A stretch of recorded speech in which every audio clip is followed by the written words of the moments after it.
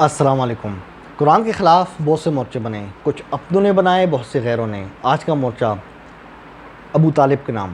دوستو، جو شیعہ سنی میں ایک بہت بڑا اختلاف ہے نا، وہ ابو طالب کے بارے میں ہے۔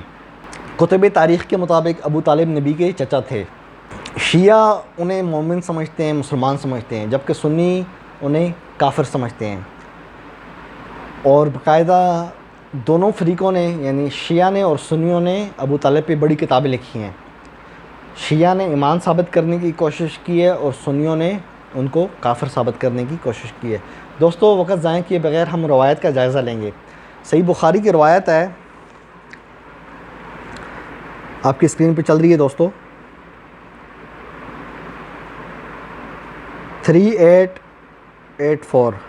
دوستو، اس روایت کے مطابق جو مسیب صحابی ہیں وہ کہتے ہیں کہ جب ابو طالب کی وفات کا وقت قریب آیا تو نبی علیہ السلام ان کے پاس تشریف لے گئے۔ اس وقت وہاں ابو جہل بھی تھا۔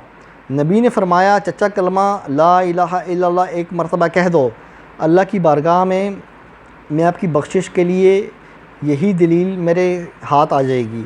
اس پر ابو جہل اور عبداللہ نے کہا، اے ابو طالب، کیا عبد المطلب کے دین سے تم پھر جاؤ گے؟ یہ دونوں انہی پر زور دیتے رہے اور آخری کلمہ جو ان کی زبان سے نکلا وہ یہ تھا کہ میں عبد المطلب کے دین پر قائم ہوں۔ جو سنی ہے نا دوستو، وہ اس روایت سے استدلال کر رہے ہیں کہ دیکھو، ابو طالب نے کلمہ نہیں پڑھا تو اس لیے وہ مسلمان نہیں ہے، وہ کافر ہے، اور اس پہ جہنم کی وعید سناتے ہیں۔ کون؟ سنی۔ دوستو، ہم اس کی سند کی طرف نگاہ ڈالتے ہیں۔ آپ کی اسکرین پہ سند چل رہی ہے۔ دوستو، یہ غریب روایت ہے۔ غریب روایت ضعیف ہوتی ہے۔ سب سے پہلے تو یہ قرآن کے خلاف ہے۔ قرآن کہتا ہے، کیا کہتا ہے؟ ان جاءکم فاسق بنبأ فتبینوا، اگر آپ کے پاس کوئی فاسق خبر لے کے آئے تو اس کی تحقیق کرو۔ کیا مطلب تحقیق کرو؟ یعنی جو بندہ خبر لا رہا ہے اس کی تحقیق کرو، وہ سچا یا جھوٹا۔ اب یہ جو روایت ہے اس کے اندر ابن شہاب الزہری مدلس ہے۔ ابن شہاب الزہری کو محدثین نے سچا تو کہا ہے، لیکن اس کی پول کھولی ہے کس نے؟ اس کے شاگرد لیث بن سعد نے۔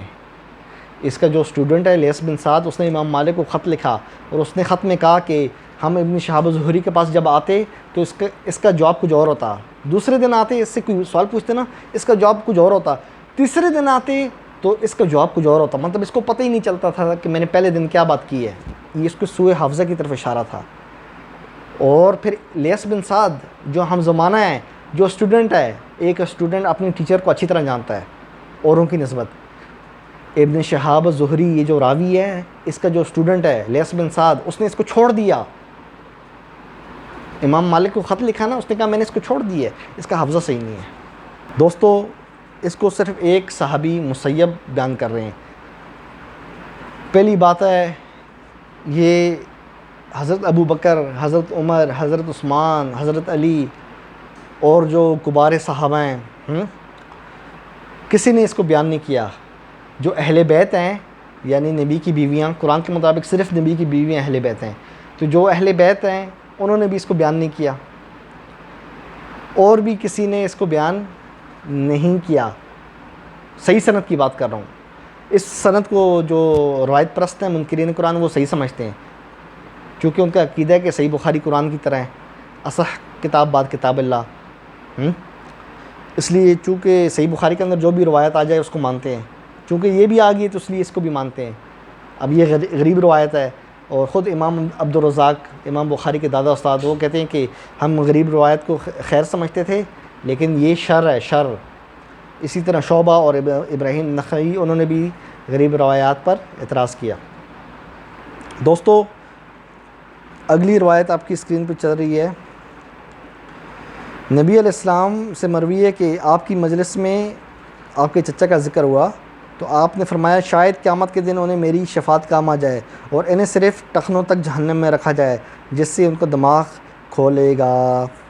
دوستو، یہ روایت بھی ضعیف ہے، کیونکہ ابو سعید الخدری سے جو بندہ روایت کر رہا ہے، عبداللہ بن حباب، یہ بھی مستور ہے، اس کو بھی اس کے زمانے کے لوگوں نے سچا نہیں کہا۔ متاخرین کی توثیق اور جرح مردود ہے۔ یعنی اگر میں یہ کہوں کہ علامہ اقبال اور قائد اعظم کے والد کا حافظہ کمزور تھا تو آپ مجھ سے پوچھو گے ابو جعفر تنولی صاحب آپ تو قائد اعظم کے زمانے میں موجود ہی نہیں تھے، تو آپ کو کیسے پتہ؟ سوال ہے نا۔ صرف اس زمانے کا بندہ راوی کی تعریف کرے گا یا اس پہ تنقید کرے گا، اس کی اہمیت ہوگی۔ یہ تو قرآن کہہ رہے ہیں ان جاءکم فاسق بنبأ فتبینوا، اللہ کن سے مخاطب ہے کہ تمہارے پاس کوئی بندہ خبر لے کے آئے، تمہارے پاس آئے۔ یہ نہیں کہا کہ کوئی بندہ خبر لائے اس کے مرنے کے 50 سال بعد آپ پیدا ہو، پھر آپ بولو کہ جی فلانا سچا ہے فلانا جھوٹا ہے۔ اب یہ جو بندہ ہے عبداللہ بن حباب، اس کو اس کے زمانے کے لوگ سچا نہیں کہتے۔ دوستو اسی طرح ایک اور روایت ہے، آپ کی اسکرین پہ چل رہی ہے، 3883 صحیح مسلم کی روایت ہے۔ اس کے اندر بھی لگ بھگ وہی مفہوم ہے کہ ابو طالب کا جو ذکر ہوا تو آپ کو بتایا گیا کہ نبی کو بتایا گیا کہ وہ آپ کی حمایت کیا کرتا تھا، تو نبی غصے ہو گئے، فرمایا اسی وجہ سے وہ صرف ٹخنوں تک جہنم میں ہے، اگر میں ان کی سفارش نہ کرتا تو وہ دوزخ کی تہہ میں بالکل نیچے ہوتے۔ اب یہ روایت بھی ضعیف ہے، کیونکہ اس کے اندر عبد الملک بن عمیر راوی ہے، یہ متوفی 133 ہجری ہے۔ اب اس پہ جرح بھی ہے اور اس پہ تعدیل بھی ہے، یعنی لوگوں نے ایک جماعت نے اس کی تعریف کی ہے، ایک گروپ نے اس کی تعریف کی ہے اور ایک گروپ نے اس پہ جرح کی ہے کہ اس کا حافظہ صحیح نہیں ہے۔ میں کہتا ہوں اس پہ جرح اور تعدیل دونوں مردود ہے۔ کیونکہ اس کے زمانے کے لوگوں میں سے کسی نے اس کی تعریف نہیں کی۔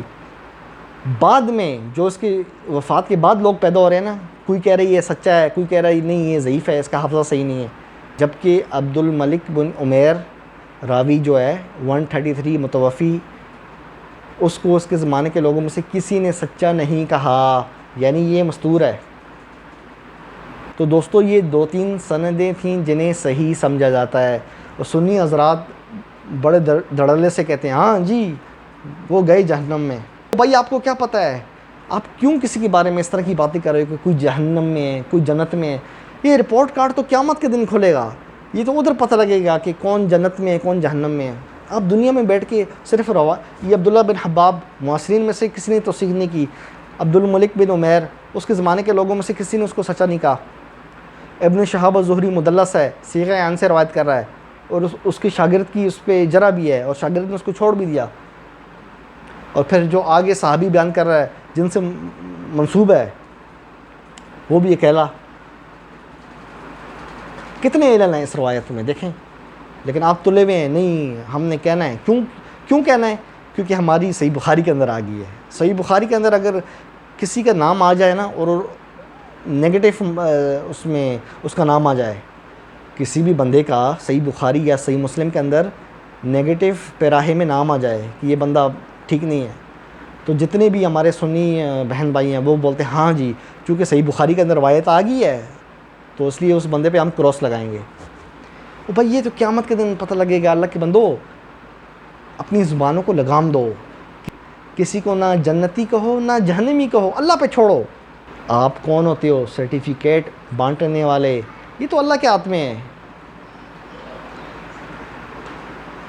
اللہ پہ چھوڑ دیجئے ان معاملات کو، اور یہ قیامت کے دن آپ سے پوچھا نہیں جائے گا کہ آپ کیا سمجھتے تھے ابو طالب جنت میں یا جہنم میں۔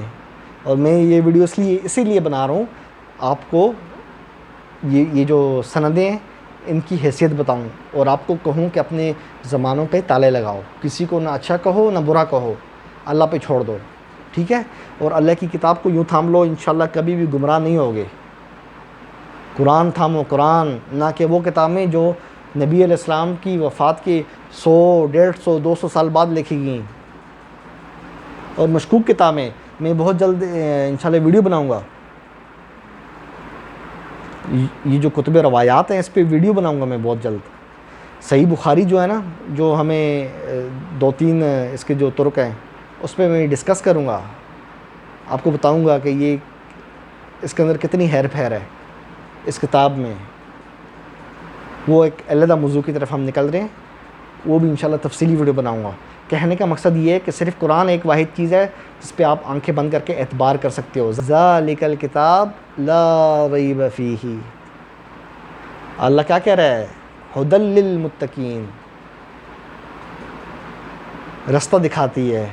بخاری یا اصول کافی، نہج البلاغہ، مسند امام احمد بن حنبل، موطا مالک کے بارے میں اللہ نے یہ نہیں کہا، صرف اپنی کتاب کے بارے میں کہا ہے۔ آگے آپ کی مرضی، آپ نے قرآن کو تھامنا ہے یا غیر قرآن کو۔ دوستو چینل کو لائک کریں، سبسکرائب کریں، اپنے بھائی ابو جعفر تنولی کو دعاؤں میں یاد رکھا کریں، ٹھیک ہے؟ دعاؤں میں یاد رکھتے ہیں مجھے۔ پھر ملتے ہیں انشاءاللہ۔ قرآن زندہ باد۔